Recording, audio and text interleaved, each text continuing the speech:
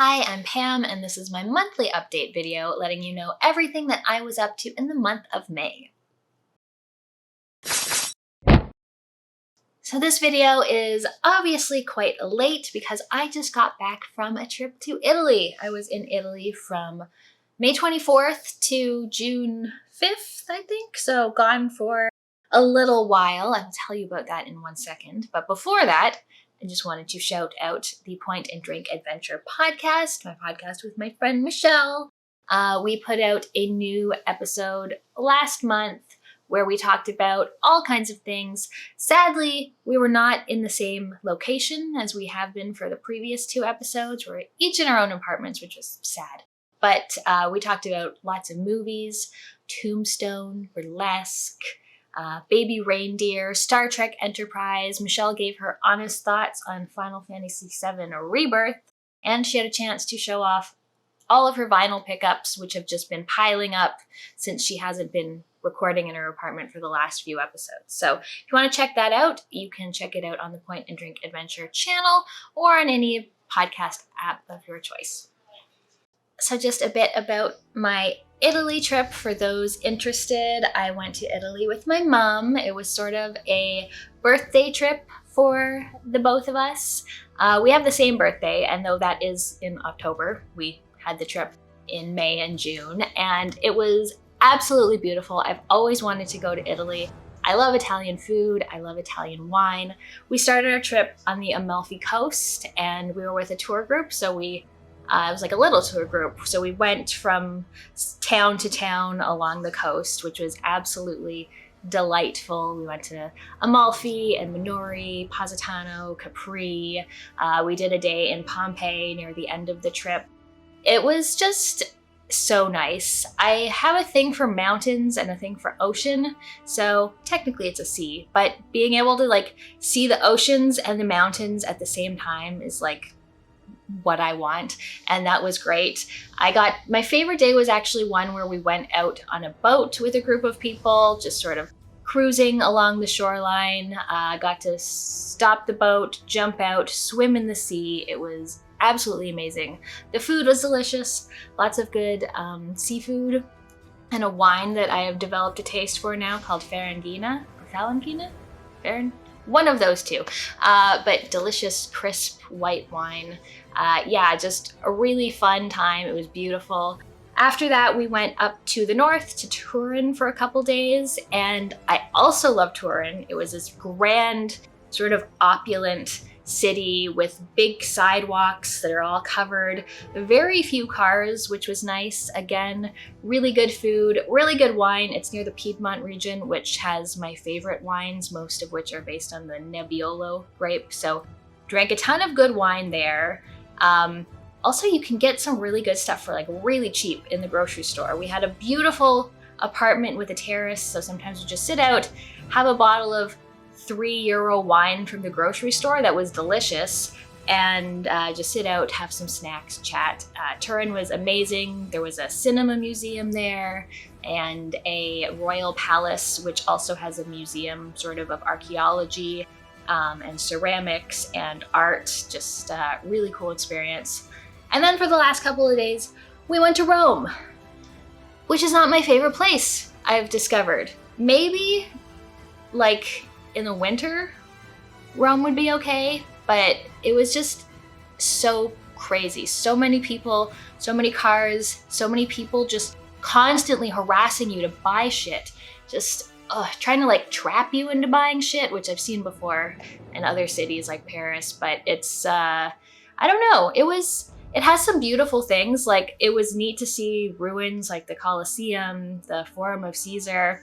And then beside it would be the tackiest building you've ever seen, the altar of the fatherland, which is just Rome, calm down. But yeah, Rome was not my favorite place to be, although I had probably the best meal of the trip at a restaurant in Rome, so I appreciate that.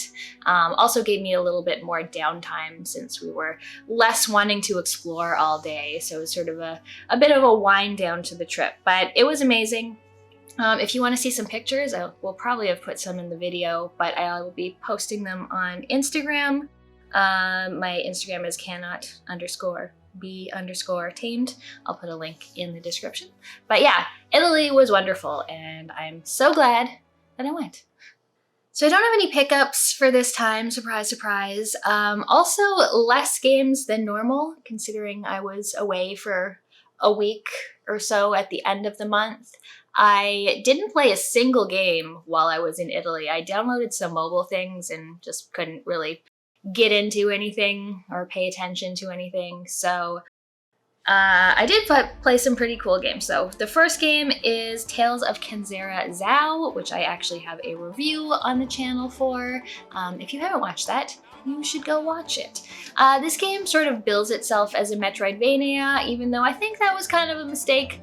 Not a great Metroidvania, but if I look at it just as like a narrative-heavy platformer, action platformer, I quite enjoyed it. It was a fairly nice, concise experience. The voice acting and the writing were all really good. I liked the platforming challenge. The combat could get a little bit repetitive, but they kept adding new abilities that you could use in both platforming and combat that sort of kept things fresh in a way. Also have some really good ultimate abilities that feel very good and look very good to use. Overall, I thought it was a very enjoyable game, and I do recommend it, but go check out that review. Also finished up a co-op game that I started a few months back. This is Warhammer 40k, Shootas, Blood, and Teef. If you heard me talk about guns, gore, and cannoli in some update past that I played on my Wednesday game night, this is the same game, just with a Warhammer skin on it. Like, it plays exactly the same. This time I played it on PC instead of Xbox, but it's fun. It's just sort of like a run and gun shooter game where you go across. I don't really know anything about Warhammer, but it was kind of silly. The orcs are strange characters, and you have a choice of classes to play, a ton of different guns to go through, and you're just battling your way through enemies and some big boss fights. Some of the boss fights were actually quite challenging, and when you're playing co-op, you can resurrect each other, but then you split health when someone resurrects, so it can kind of backfire in a way. I liked it overall. It seemed like it wasn't the most polished game. Like, sometimes you'd be fighting a boss and you'd kill it and it would just immediately just be like, boom, like cut to something else, like the fastest transition you've ever seen. It made me think, like, did we miss something? But no. I also had some problems with disconnecting from the server or my game crashing. Although Dylan, who I played it with, had zero issues with game crashes on the Steam Deck, so I don't know if that was a me thing. But yeah, Shootas, Blood, and Teef was a fun game. Probably wouldn't play through it on my own, but if you have 1 to 3 friends to play it with, it's a good time. And the next thing is the thing that everyone was talking about when it came out. It's Animal Well. This is a new Metroidvania that was developed, I think, by a solo developer, but published by Donkey's company. I don't know the names of either of these companies. I probably should have looked them up. But I got it on release because it looked really interesting. I streamed the first 2 hours or so of it on Twitch. And even though I had it on PC and I don't like playing Metroidvanias on PC, the next day I was immediately back to it. It's just because I was so intrigued. It's got this really cool look. It looks like you're playing it on a CRT. It's kind of a almost neon pastel kind of color scheme, sort of very simple pixelated graphics, but some really cool effects. Like one of the tools you get in it is firecrackers, and the smoke effect on these firecrackers is so good. Also, the sound effects are very satisfying, of just like water dripping and the various tools you get. This is a game that doesn't really have any combat, but it's very much based on puzzles and finding hidden secrets. It doesn't really tell you anything. It just sort of drops you into the game. When you get a new ability, it doesn't tell you what it does. And I just found it made me feel clever a lot of the time in a way that was just very delightful. Like when you get a new ability, you figure out how it's used and you go, oh, okay. And then you go on and then you figure out more uses for those items, or you look at something and you're like, I wonder if this will work. And then it does, and you feel so smart. So it was a really, really fun time. It was fun to play it on Twitch with everyone sort of collaborating and throwing out ideas, and it was fun to finish it off on my own. Now this is a game that has multiple levels to it, so I got credits on the game, but that's not really the end. As a sort of second level, there's these eggs you're collecting all the time, and you need to finish collecting the eggs, which sort of opens up more things. I did go back once to try to just do another lap to look for more eggs, and ended up even getting more abilities. I just really haven't had time since then because I went away to get more into it, but I do plan to go back and try to get all the eggs.